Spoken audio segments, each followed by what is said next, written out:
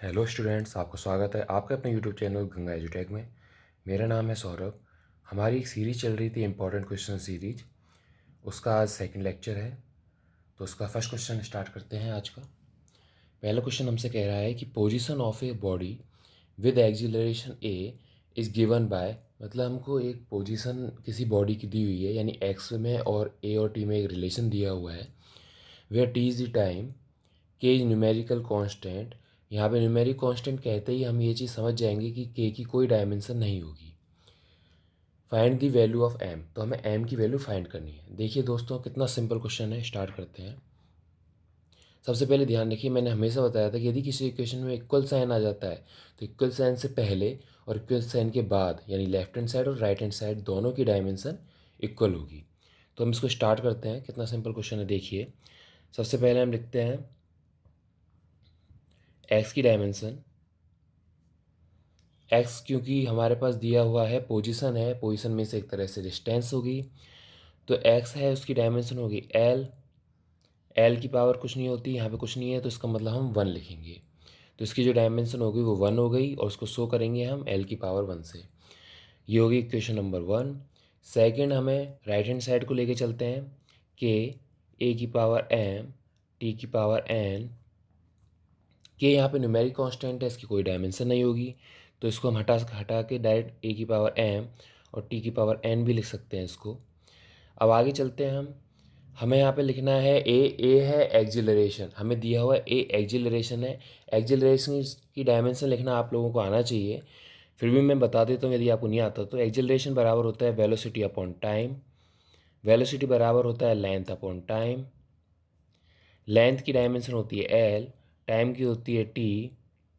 तो इस तरीके से आता है एल की पावर वन और टी की पावर माइनस टू, क्योंकि टी स्क्वायर नीचे ऊपर जाएगा तो टी की पावर माइनस टू हो जाएगा।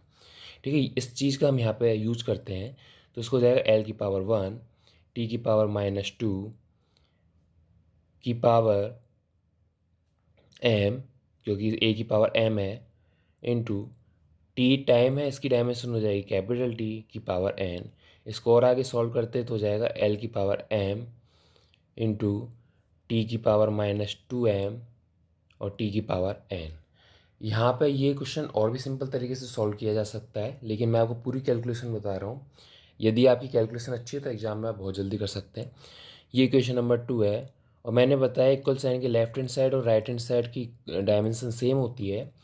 तो इसकी डायमेंशन एल की पावर वन है, तो इसकी डायमेंशन एल की पावर वन ही होनी चाहिए। और यहाँ पे एल सिर्फ ए की टर्म में है, एल की पावर एम, तो इससे डायरेक्टली पता चल जाता है कि इसको इसकी पावर वन करने के लिए एम की जो डायमेंशन होगी, क्योंकि हम कंपेयर करेंगे यहाँ पे, compare equation one and two, और हम डायरेक्टली कह सकते हैं कि लेफ्ट हैंड साइड एल की पावर वन है, तो राइट हैंड साइड एल की पावर वन होने के लिए एल की power M equal to L की पावर वन होगा, और इससे निकल के आएगा हमारे पास एम बराबर वन।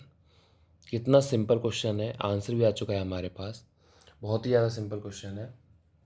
ठीक है, बस आपको तरीका आना चाहिए करने का। इसमें हम n की वैल्यू भी निकाल सकते हैं। n की वैल्यू कैसे निकाल सकते हैं? m बराबर वन आ गया, इस जगह t की पावर माइनस टू एम है, तो उसमें वन रख दो, तो t की पावर माइनस टू बन जाएगा, और इंटू टी की पावर n बन जाएगा, और इधर t की कोई पावर नहीं है, तो यानी माइनस टू प्लस एन बराबर जीरो होगा, तो n बराबर टू आ जाएगा। ठीक है दोस्तों, यदि हमसे n की वैल्यू पूछी जाती तो वो भी हम बड़ी ईजिली निकाल सकते हैं। आगे बढ़ते हैं हमारा आज का जो अगला क्वेश्चन है उसकी तरफ।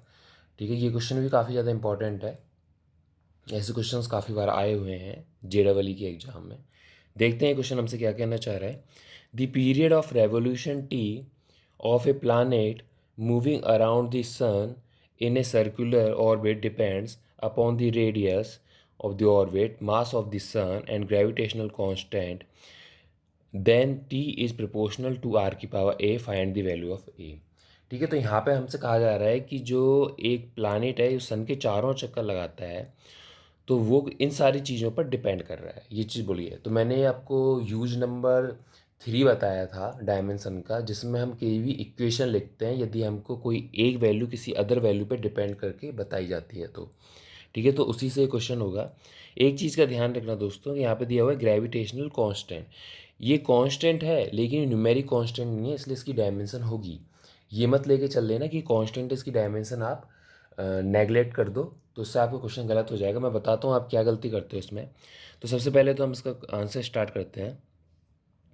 टाइम पीरियड हमसे कहा गया है, ये डिपेंड करता है, इसलिए हम जनरली प्रोपोर्शनल का साइन लेके चलेंगे अभी, क्योंकि हमें नहीं पता कितनी पावर में डिपेंड करता है।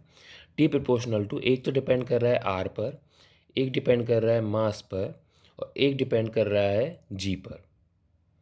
डायरेक्टली हम इक्वेशन इस तरीके से लिखते हैं। इक्वेशन लिखने का तरीका मैंने आपको बता दिया है डायमेंशन वाले वीडियो में। यदि आपने वो वीडियो नहीं देखा है तो मैं लिंक डिस्क्रिप्शन में दे दूंगा, प्लीज़ उसको जाके ज़रूर देखें, आपके सारे डाउट्स ईजिली क्लियर हो जाएंगे। इसके बाद ये लिखने के बाद हमसे कह रहा है कि T is proportional to R की पावर ए, यानी हमको डायरेक्टली दे दिया कि आर की पावर ए होने वाली है। ध्यान रखना, हम इसको सिंगल पावर में लेके नहीं चलते, हमेशा जो भी हमने वैल्यूज़ लिखी हैं उनको हम कुछ ना कुछ पावर देते हैं, क्योंकि हमसे यहाँ पे कहा गया है कि टी इन पर डिपेंड कर रहा है, लेकिन कितनी पावर में डिपेंड कर रहा है ये नहीं कहा गया है। तो हम कुछ ना कुछ लेके चलेंगे। आर की पावर ए है, इसने डायरेक्टली दे दिया है। एम की पावर कुछ मान लेता हूँ मैं बी, और जी की पावर मान लेता हूँ सी। इतनी इक्वेशन लिखने के बाद हम एक न्यूमेरिक कांस्टेंट भी इसमें देते हैं, तो इसके लिए मैं यहाँ पे दे देता हूँ के। अब जाके मेरी इक्वेशन कंप्लीट हुई है।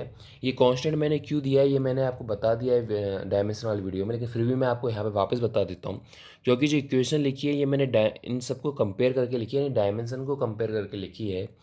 तो डायमेंशन में कभी भी ध्यान रखना, जैसे यहाँ पे हमने के न्यूमेरिक कांस्टेंट था, तो के की डायमेंशन को नेगलेक्ट कर दिया था ऊपर वाले क्वेश्चन में।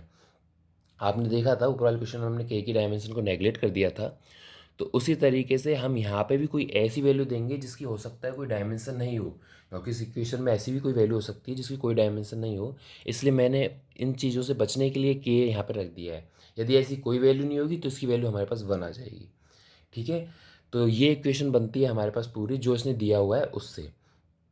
अब आगे इसको सॉल्व करते हैं। हमें निकालनी है ए की वैल्यू, ये ए की वैल्यू हमें फाइंड आउट करनी है। ये कांस्टेंट है यहाँ पे, ठीक है, लेकिन न्यूमेरिक कांस्टेंट नहीं है, और उसकी हमको एक वैल्यू फाइंड आउट करनी है। ठीक है, तो इसको आगे बढ़ते हैं हम। इसकी वैल्यू, ये न्यूमेरिक कांस्टेंट भी हो सकता है, ठीक है, डिपेंड नहीं करता है। आगे बढ़ते हैं। तो इसको सॉल्व करने के लिए अब ध्यान रखिए, आप लोग गलती क्या करते हैं वो आप लोगों को बता देता हूँ मैं। आप यहाँ पे जी एक कांस्टेंट है, तो जी की वैल्यू लेके चलते हैं आप डायमेंशन लेस, और जैसे आप इसकी डायमेंशन लेस वैल्यू लेके चलते हैं आप इसको हटा देते हैं। एम मास है, इसको हटा देते हैं, ठीक है, और डायरेक्टली आर से इसको कंपेयर करते हैं। तो यहाँ आर यानी डिस्टेंस होगी, रेडियस है तो एल, एम भी डिस्टेंस, एम मास है, तो मीन्स एम में भी टी नहीं आएगा, इसमें भी टी नहीं आएगा। तो डायरेक्टली इसको कंपेयर करके आप कह दोगे कि ये जो टी है वो इन दोनों में से किसी पे डिपेंड नहीं कर रहा है, और फिर आप ए की कुछ और वैल्यू लेके आओगे, लेकिन वो गलत होगा। तो हम इसको करते कैसे हैं, यहाँ पे आपको जी की डायमेंशन आनी चाहिए। जी होता है ग्रेविटेशनल कांस्टेंट। यदि आपको नहीं आती है तो मैं आपको निकालना बता देता हूँ, बट आपको डायरेक्टली यूज करनी होती है तो आपको आनी चाहिए। हमारे पास ग्रेविटेशनल फोर्स होता है एफ, जिसकी वैल्यू होती है G M1 M2 upon R square. ये फॉर्मूला होता है ग्रेविटेशनल फोर्स का, ठीक है। इससे हम निकालते हैं जी, इसमें मैं G equal to F into R square upon M1 M2 equal, F की डायमेंशन होती है M1 L1 T-2। Are distance है तो इसकी डायमेंशन एल हो जाएगी, और पावर 2 है तो 2 हो जाएगी, अपॉन एम मास है, एक मास ये रहा तो एम स्क्वायर हो गया। जब मैं इसको सॉल्व आउट करूँगा तो मेरे पास निकल के आएगा एम की पावर -1, एल की पावर 1 और 2 3, और टी की पावर -2। ये इसकी डायमेंशन आ गई जी की। ये वैसे आपको डायरेक्टली यूज करनी होती है क्वेश्चन में, यदि ऐसा कोई क्वेश्चन दिया हुआ है तो, लेकिन फिर भी मैंने आपको निकालना बता दिया है। उसके बाद हम इसको सॉल्व करते हैं। अब ये हमने के साइन यहाँ पे लगा दिया था, तो ये प्रोपोर्शनल हटके इक्वल हो जाएगा, ठीक है। तो के बराबर, के की कोई डायमेंशन नहीं होती तो इसको हम हटा देते हैं।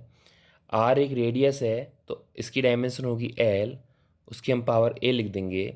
एम मास है तो मास की डायमेंशन तो मास मतलब एम से ही डिनोट करते हैं, पावर बी है।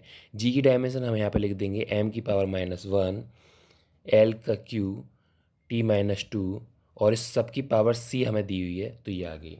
अब इसको हमको सीधे से सॉल्व करना है।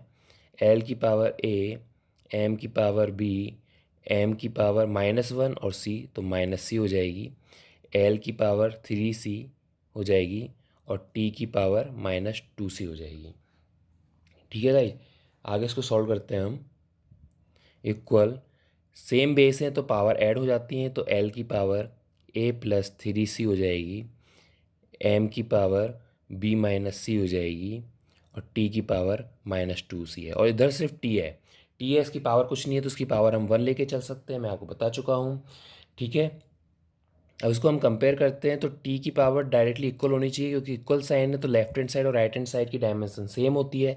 तो उसके लिए हम जानते हैं कि हम डायरेक्टली कह सकते हैं इससे कि -2c इक्वल 1 होगा। ठीक है, इक्वेशन नंबर 1 आ गई। एल की पावर a प्लस सी है, उधर एल की कोई पावर नहीं है तो a plus C equal to 0 हो जाएगा हमारे पास। इक्वेशन नंबर 2 आ गई। और b माइनस सी, इधर m की पावर है, इधर m की कोई पावर नहीं है तो b माइनस सी इक्वल 0 हो जाएगा। Equation number 3। इन तीनों इक्वेशन को हम सॉल्व करेंगे और a b c की वैल्यू निकाल सकते हैं। हमको सिर्फ a की वैल्यू चाहिए, तो इक्वेशन नंबर 1 से हम लिख सकते हैं कि c बराबर माइनस के 1/2 होगा। सिंपल सी मैथ है, आपको सिर्फ सॉल्व करना है।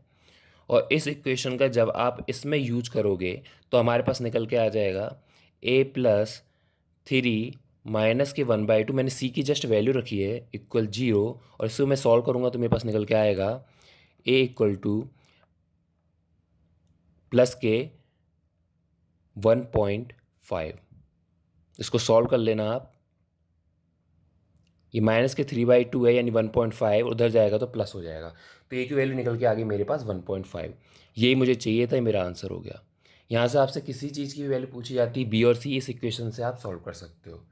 ठीक है गाइस, तो ये हमारा क्वेश्चन था आज के वीडियो में सिर्फ इतना ही था। कल का वीडियो मैं पोस्ट करूँगा, बहुत ज़्यादा इंटरेस्टिंग होने वाला है। उसमें मैं आपको ड्राइव्ड क्वांटिटीज़ की डायमेंशन निकालने बताऊँगा। तो प्लीज़ गाइज मेरे चैनल को सब्सक्राइब कीजिए, ज़्यादा से ज़्यादा शेयर कीजिए। Thank you.